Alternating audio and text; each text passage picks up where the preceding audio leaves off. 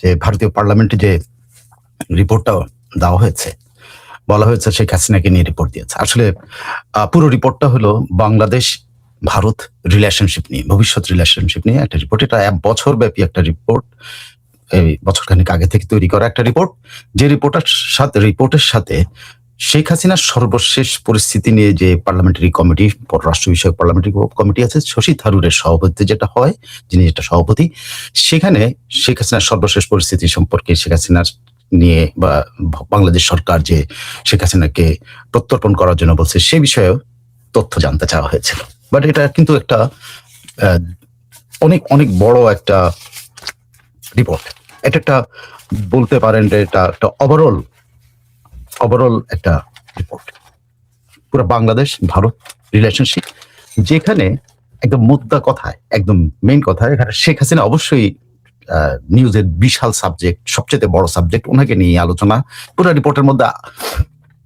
কিন্তু উনি একা না, এখানে পুরো বাংলাদেশ ভারত রিলেশনশিপের কথা বলা হয়েছে, পুরো বাংলাদেশ ভারতের রিলেশনশিপ রিসেট করার কথা বলা হয়েছে, রিবিল্ড করার কথা বলা হয়েছে।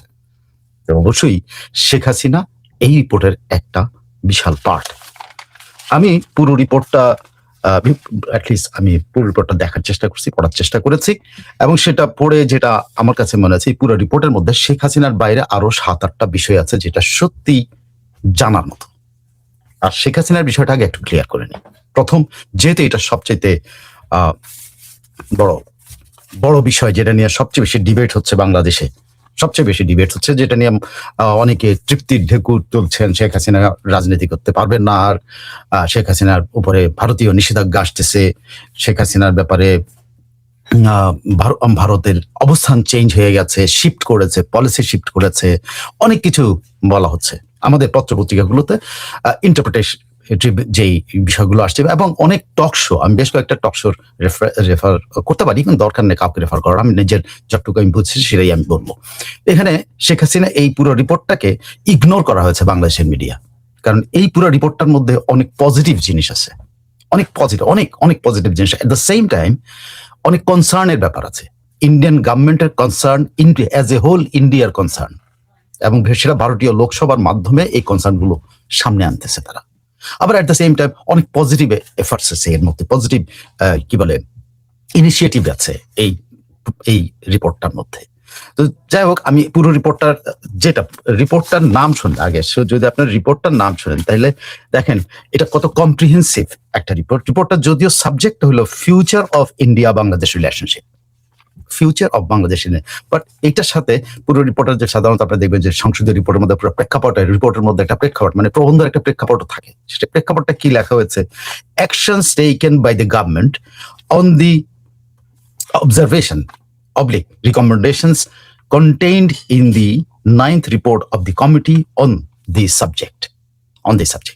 চিন্তা কর, এটা হলো বছরব্যাপী একটা রিপোর্ট, বছরখানের আগে থেকে তৈরি হওয়া একটা রিপোর্ট, যে রিপোর্টটা একটা নবমতম সংস্করণ, এটা 9th রিপোর্ট, এটা নবমতম সংস্করণ, এটা বাংলাদেশ ভারত রিলেশনশিপের উপরে, এবং সেই রিলেশনশিপ উদ্ধার করার জন্য, পুনরুদ্ধার করা, রিবিল্ড করার জন্য, রিস্টোর করার জন্য, যেটা ইন্টারিম গভর্নমেন্টের সময় খারাপ হয়েছে, সেটার জন্য যে অবজারভেশন, পর্যবেক্ষণগুলো দেওয়া হয়েছে, যে রিকমেন্ডেশনগুলো দেওয়া হয়েছে সংসদীয় কমিটি থেকে, এটা কিন্তু সংসদীয় কমিটির অবজারভেশন এবং রিকমেন্ডেশন নিয়ে কিন্তু বৈঠকটা, সেই রিকমেন্ডেশন এবং অবজারভেশনের ভিতরে সরকারের ওপিনিয়ন গুলো অ্যাড করা হয়েছে, এবং সেটাই হলো latest 9th report, 9th addition.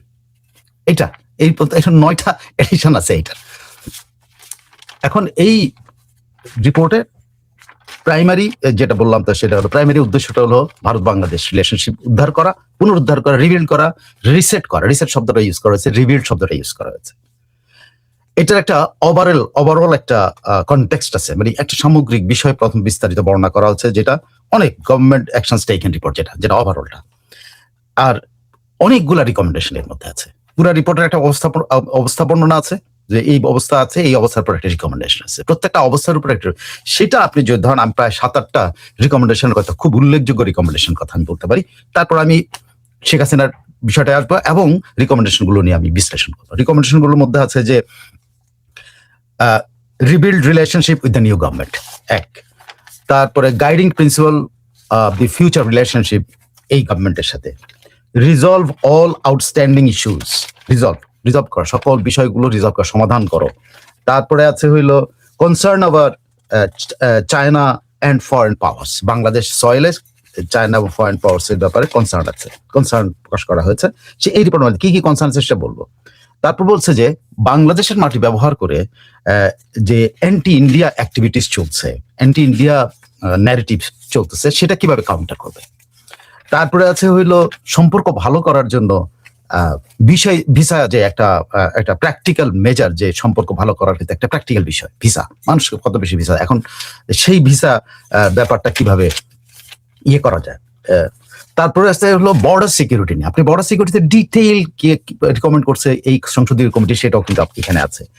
তারপরে হলো যে আছে হলো সেফগার্ডিং, তারা তাদের ভারতীয় ইন্টারেস্ট কিভাবে সেফগার্ড করে, এই রিপোর্টে সেই বিষয়গুলো আছে। আরো আছে আপনি যদি ইয়ে করেন, হ্যাঁ এর মধ্যে শেখ হাসিনা একটা ফ্যাক্টর। এখন আসেন আমরা শেখ হাসিনা চ্যাপ্টারে চলে যাই। শেখ হাসিনা চ্যাপ্টারে যাওয়ার পরে আমরা অন্যান্য কনসার্ন, আমার মনে হয় প্রত্যেকটা জিনিস প্রত্যেকের জানা উচিত। শুধুমাত্র এই 9th রিপোর্টটা বা এই কম্প্রিহেন্সিভ রিপোর্টটা শুধুমাত্র শেখ হাসিনা ইস্যু না, এটা হলো বাংলাদেশ ভারতের রিলেশনশিপ কিভাবে রিবিল্ড করা যায়, কিভাবে রিসেট করা যায়, এইটার উপর। আসলে এবার আমরা শেখ হাসিনার এখানে প্রত্যেক জায়গাতে বলা হচ্ছে যে আমাদের দেশে বলছে শেখ হাসিনার জন্য ভারতে শেখ হাসিনার রাজনৈতিক কর্মকাণ্ড করতে দেওয়া হবে না, এবং সেটাই ভারতীয় সরকার যে সিদ্ধান্ত নিয়েছে বলে যেটা প্রচারিত হচ্ছে, যে সংসদীয় কমিটিকে তারা জানিয়েছে যে শেখ হাসিনাকে ভারতের মাটি ব্যবহার করে ভারতে বসে রাজনীতি করতে দেওয়া হবে না। আচ্ছা, এখানে আপনার যদি আমি এক্স্যাক্টলি রিপোর্টে কি বলা হয়েছে এবং ওই মিটিং এর মধ্যে সদস্যরা কি অভিমত ব্যক্ত করেছেন সেটা আমি আপনাকে বলি। সেখানে সরকার বলছে যে শেখ হাসিনা সম্পর্কে বলছে যে সরকার যে বাংলাদেশ শেখ হাসিনাকে কি বলে হস্তান্তরের জন্য, যে প্রত্যর্পণের জন্য যে আবেদন করেছে, সেটা সক্রিয়ভাবে বিবেচনা করছে এবং যথাযথ কর্তৃপক্ষের মাধ্যমে বিবেচনাধীন রয়েছে। সকল আইনগত বিষয়গুলো ইয়ে করা হচ্ছে, দেখা হচ্ছে, এবং at the same time Sheikh হাসিনার উপস্থিতিটা ভারতে কি হিসাবে আছে সেটাও দেখা হয়েছে, কি হিসাবে উনি ভারতে আছেন সেটাও দেখা হয়েছে। এবং সেই হিসাবে সরকারের সরকার তাদের নিজস্ব দেশীয় যে নীতিমালা, দেশীয় যে ঐতিহ্যগত নীতিমালা, সেই ঐতিহ্যগত নীতিমালা মেনে চলছে। এট দ্য সেম টাইম তারা আন্তর্জাতিক আইন, অন্যান্য বিষয়গুলো মেনে চলছে। তখন এখানে কমিটির ওখানে যখন এই কথাটা বলেছে, তখন কমিটি কি বলেছে? কমিটি বলেছে যে আমরা সরকারের এই যে বাংলাদেশ সরকারের যে রিকোয়েস্টের ব্যাপারে, এই এক্সট্রাডিশন ব্যাপারে যে রিকোয়েস্ট করা হয়েছে, সেটার ব্যাপারে আমরা সরকারের কাছে জানতে চেয়েছিলাম। সরকার আমাদেরকে এই জিনিসটা ইনফর্ম করেছে যে দে আর এক্সামিনিং ইট।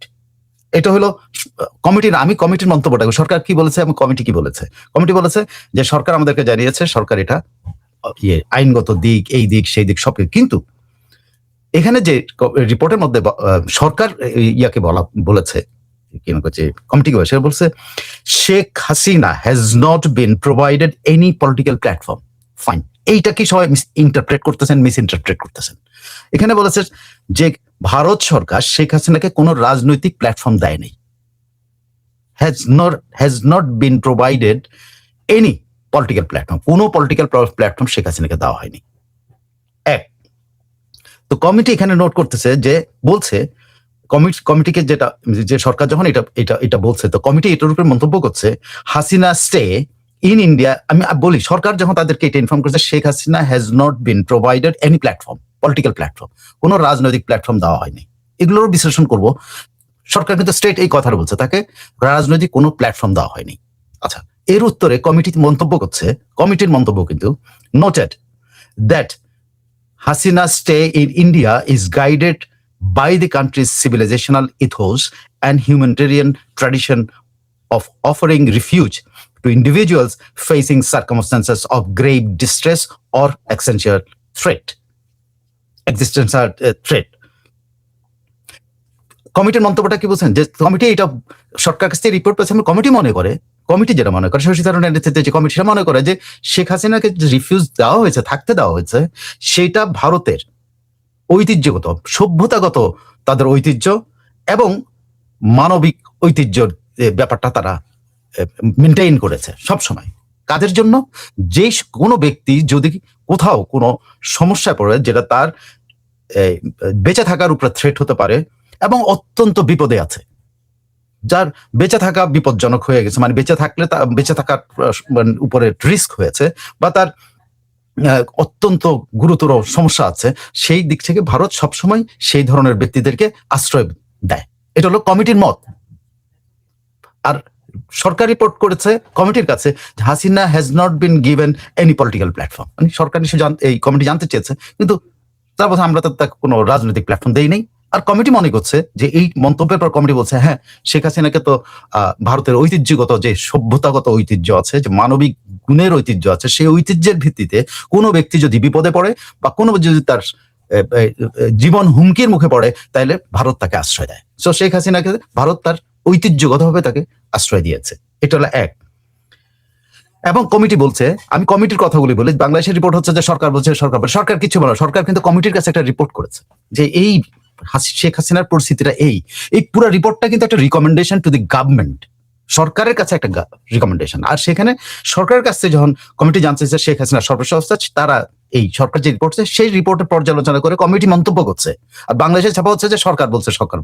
বাংলাদেশে এই কি বলে টকশোগুলিতে বলা হচ্ছে সরকার বলছে, সরকার এখানে সরকার রিপোর্ট করেছে to the parliamentary committee, and parliamentary committee ওই রিপোর্টটা রিভিউ করে এই মন্তব্যগুলি করছে।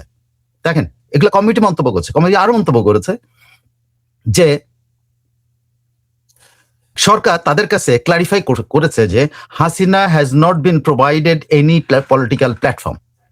সরকার তাদের কাছে ব্যাখ্যা দিয়েছে যে শেখ হাসিনাকে ভারতীয় সরকার শেখ হাসিনাকে কোনো রাজনৈতিক মঞ্চ দেয়নি, or space two undertake political activities from Indian territory, অথবা কোনো স্পেস দেয়নি যেখান থেকে ভারতের ভূখণ্ড ব্যবহার করে রাজনৈতিক কর্মকাণ্ড পরিচালনা করে। খেয়াল করে দেখছেন এখানে কোনো বাংলাদেশ শব্দটা আছে? নাই। এখানে বাংলাদেশ শব্দটা কমিটির অবজারভেশন সরকার তাদেরকে জানিয়েছে, ক্লারিফাই করছে, ব্যাখ্যা করেছে যে শেখ হাসিনাকে কোনো রাজনৈতিক প্ল্যাটফর্ম দেওয়া হয়নি, রাজনৈতিক মঞ্চ দেওয়া হয়নি। এক। 2 নম্বর হলো শেখ হাসিনাকে ভারতীয় ভূখণ্ডে রাজনৈতিক কর্মকাণ্ড চালানোর জন্য কোনো স্পেস দেওয়া হয়নি। ভাই, শেখ হাসিনা বাংলাদেশের নাগরিক, শেখ হাসিনা ভারতীয় ভূখণ্ডে কেন রাজনীতি করবে?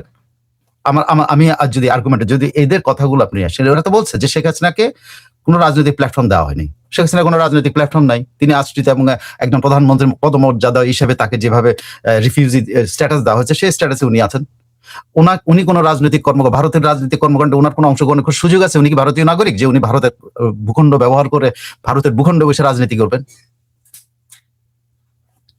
তাহলে ভারতের রাজনীতি উনি করছেন না।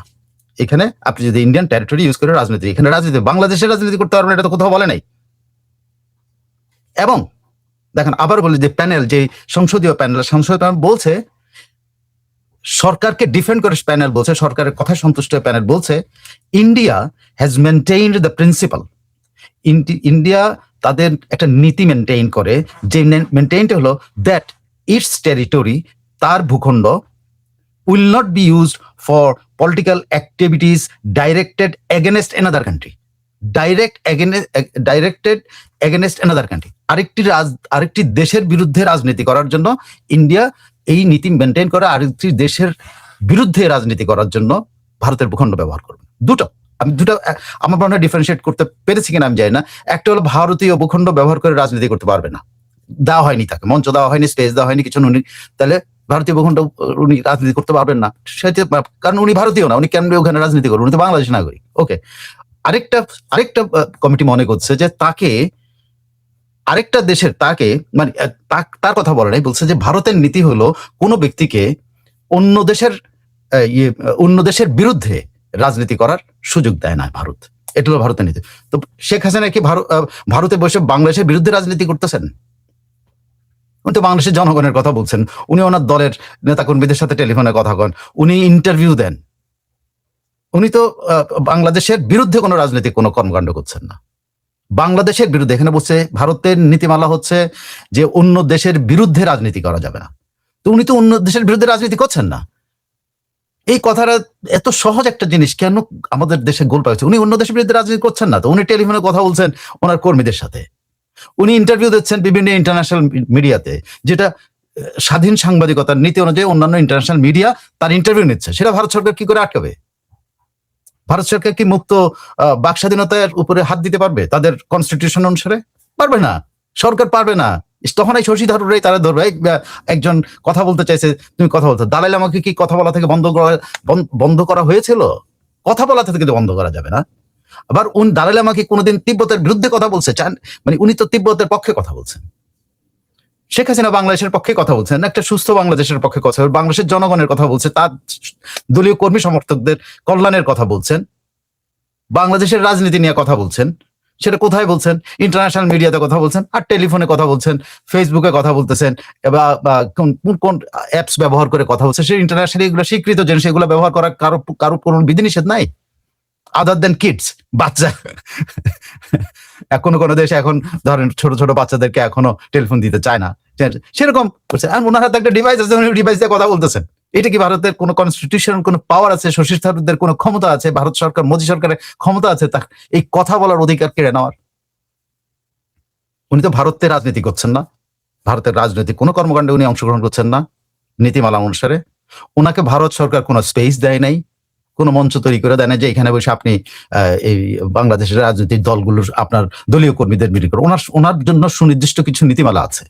সেটা হলো কি, according to her choice she can meet anyone. এটা হলো অ্যাজ তাকে যেই অতিথির যে মর্যাদা, সেই অতিথির মর্যাদা অনুযায়ী উনি যদি চান যে কারোর সাথে দেখা করতে পারেন, কথা বলতে পারেন। দ্যাট ইজ একজন অতিথির প্রতি যেই জেস্চার থাকে, ভারত সেই জেস্চার তাকে দেখিয়েছে। তিনি তার ইচ্ছা অনুযায়ী যে কারোর সাথে কথা বলতে পারেন, সেটা ভারত উনি কথা বলছেন। এখন ইন্টারভিউ দেওয়া যাবে না বাংলাদেশ সরকারের এই যে কতগুলি মানে কি বলে, আমি এদেরকে কি বলবো, মানে বালক সুলভ কথাবার্তা বাংলাদেশের বুদ্ধিবিচি কি বলে টকশোবাজরা এবং কলামিস্টরা লিখছে যে ভারত বা শেখ হাসিনার উপর থেকে আর রাজনৈতিক কর্মকাণ্ড চালানোর উপর নিষেধাজ্ঞা জারি করে ফেলছে। আরে বাপরে বাপ, কি সাংঘাতিক, একেবারে নিষেধাজ্ঞা জারি করেছে, এরকম কথাবার্তা হচ্ছে। বিখ্যাত পত্রিকাগুলো হেডলাইন করেছে যে ভারত শিফট করেছে, তার পলিসি শিফট করেছে, এবং শেখ হাসিনা যেন আর রাজনৈতিক কর্মকাণ্ড চালাইতে না পারে তার উপর নিষেধাজ্ঞা জারি করেছে। এই ধরনের ইন্টারপ্রিটেশন আসছে। এবং আবার অনেকে আবার এই ইন্টারপ্রিটেশন আমি দেখতে শুনেছি টকশোতের মধ্যে, অত্যন্ত জনপ্রিয় টকশোবাজ উনি বলতেছেন এই জন্যই উনি ভারত ছেড়ে বাংলাদেশে আসার ঘোষণা দিয়েছেন, ভারত সরকার তারা চাপ দিছে। এখন উনি যেহেতু ওখানে কথা বলতে পারবেন না, এই জন্য উনি বলছেন উনি চলে আসবেন ভারতে, আর উনি কথা বলতে পারবেন না। তো ও এই যে কথা বলতে পারবেন না, এরপরে তো উনি কথা বলতেছেন, এরপর তো ওনার কথা প্রচারিত হচ্ছে। তো কোথায় এই মানে একটা নীতিগত ভারতীয় নীতি? আমি আবার ক্লিয়ারলি বলি, ভারত সরকার বলেছে শেখ হাসিনাকে তারা কোনো রাজনৈতিক প্ল্যাটফর্ম দেয় নাই। এক, আরেকটা নীতিগতভাবে কমিটি মনে করেছে যে ভারতের ভূখণ্ড ব্যবহার করে অন্য দেশের বিরুদ্ধে রাজনীতি করা যাবে না। অন্য দেশের বিরুদ্ধে এখানে অন্য দেশ কোথায় পাওয়া গেলে? শেখ হাসিনা তো ভুটানের বিরুদ্ধে রাজনীতি করতেছে না, শেখ হাসিনা নেপালের বিরুদ্ধে রাজনীতি করতেছে না, শেখ হাসিনা চায়নার বিরুদ্ধে রাজনীতি করতেছে না, শেখ হাসিনা আমেরিকার বিরুদ্ধে রাজনীতি করে না, রাশিয়ার বিরুদ্ধে রাজনীতি করে, শেখ হাসিনা বাংলাদেশের রাজনীতি করে। তিনি তো তার দেশের রাজনীতি করছেন। অন্য দেশের ভূখণ্ড ব্যবহার করে অন্য দেশের বিরুদ্ধে। আর বিরুদ্ধে আরেকটা হলো ইন্টারপ্রিটেশন। ঠিক আছে, বাংলাদেশ অন্য দেশ যদি বলেন, ওকে, বাংলাদেশ অন্য দেশ যদি বলেন, তো উনি তো বাংলাদেশের বিরুদ্ধে বলছেন না, উনি তো বাংলাদেশের পক্ষে কথা বলেন। সো ইন্টারপ্রিটেশন গুলো আমার মনে হয় যে সুস্থ মস্তিষ্কে এবং সহজভাবে, আরো সুস্থরও দরকার নেই, আপনার শরীর খারাপ থাকতেই পারে, কিন্তু সহজভাবে আমরা যদি জিনিসগুলো দেখি, আমার মনে হয় না শেখ হাসিনার নিয়ে যেই মানে প্রচার অভিযান যেটা চলছে যে উনি রাজনীতি করতে পারবে না ওনার, এবং কালকে এমনও প্রচার হয়েছে কালকে যে দীনেশ ত্রিবেদী দেখা করার পরে এই ভারতের এই নীতিমালা ব্যাপারে দীনেশ ত্রিবেদী এবং কি মানে সার্জিও গোরের কথা হয়েছে, ঐক্যমত হয়েছে। দীনেশ ত্রিবেদীর রাতের মধ্যেই ইমার্জেন্সি দিল্লিতে গিয়ে এটা ইনফর্ম করছে শেখ হাসিনার মুখ বন্ধ করার জন্য সার্জিও গোর দাবি জানিয়েছে। সেই দাবি পূরণ করার জন্য দীনেশ ত্রিবেদী এখন দিল্লিতে আছেন। এটাও কিন্তু বাংলাদেশে ব্যাপক চাউ রয়েছে যে শেখ হাসিনার মুখ বন্ধ করার জন্য দীনেশ ত্রিবেদী এবং সার্জিও গোর রাজি হয়েছেন, এবং সেখানে বাংলাদেশ সরকার এটা প্রেস করছে, সার্জিও গোরকে বলছে তুমি এইটা আদায় করে দাও, এবং সার্জিও গোর নাকি দীনেশ ত্রিবেদী ইমিডিয়েটলি তলব করছেন। দীনেশ ত্রিবেদী ছুটে গেছেন কোন এক হোটেলে যায়, সেখানে বসে সার্জিও গোরের সাথে মিটিং হয়েছে এবং ঐক্যবদ্ধ মত প্রকাশ করছেন শেখ হাসিনার মুখ বন্ধ করতে হবে। এবং সেই জন্য ওনাকে নির্দেশ দেওয়া হয়েছে, সার্জিও গোর নির্দেশ দিয়েছেন দীনেশ ত্রিবেদী আপনি দ্রুত দিল্লি ছুটে যান, দিল্লি ছুটে গিয়ে দিল্লি সরকারকে বলেন শেখ হাসিনা কথা বলতে পারবে না, এবং এটা ইয়ে করেন। আমি দীনেশ ত্রিবেদী নাকি ছুটে চলে গেছেন দিল্লি যায় নাকি এখন মোটামুটি এটা পাকা করতেছেন। আমি জানি না।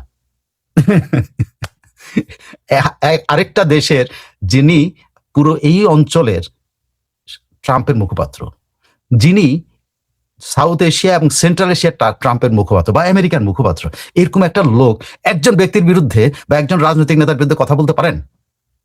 বা আমেরিকার ডেমোক্রেটিক ভ্যালুজে কি বলে যে ট্রাম্পের প্রতিনিধি হোক আর যার প্রতিনিধি, ট্রাম্প ডেমোক্রেসির কম বিশ্বাস করে তার প্রতিনিধি হোক আর যেই হোক, সে আরেকটা দেশের রাজনৈতিক কর্মকাণ্ডে হস্তক্ষেপ করবে প্রকাশ্য, এবং তৃতীয় একটা দেশকে ইনভলভ করবে কইরা রাজনীতির ভিতরে সে এরকম নির্দেশনা জারি করবে। আর এতই ইন্ডিয়া এত পাওয়ারলেস হয়ে গেল যে সার্জিও গোরের নির্দেশে দ্বিবেদী দৌড়ায় গেছে দিল্লিতে শেখ হাসিনার থামানোর জন্য। এতটাই নিম্নগামী হয়েছে ভারতের সরকারের ক্ষমতা।